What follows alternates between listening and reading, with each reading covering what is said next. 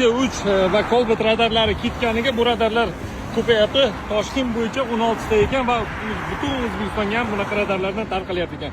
Yaqinda O'zbekistonniki, Xitoyniki shunaqalari ham kelib, mana shunaqa aynan o'sha yoqliklar O'zbekiston Respublikasi bo'ylab tarqalyapti. Hozir bu yerda 29 ta radarga tushgan, 6181 ta avtomobil o'tgan, 29 ta avtomobil radarga tushgan. O'rtoqlar, Sergeliga ketish, Bratskiy Mogilovdan tushib kelish, mana uch oyoqli radar turibdi. Toshkent shahar bo'yicha 16 ta shu radarlardan bor ekan.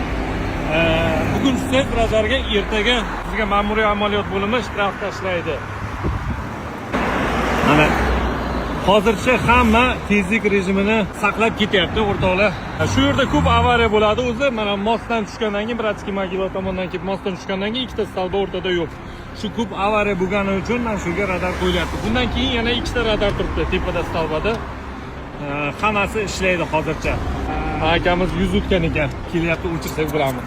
Hech qanday o'chirishning iloji yo'q, faqat asta-asta haydash kerak, o'rtoqlar. Tez kelasam, asta kelasam, mana shu 5 metr oraliqda rasmga tushiradi sizni. Toshkentning xohlagan nuqtalariga inspektorlarning o'zlari xohishiga qarab, shu avariya qayerda ko'p bo'lsa, o'shalarga qo'yar ekan. Mana shu yerda ikkita salba o'zi yo'q, chunki bir marta yaxshi avariya bo'lib, odam o'lgandi.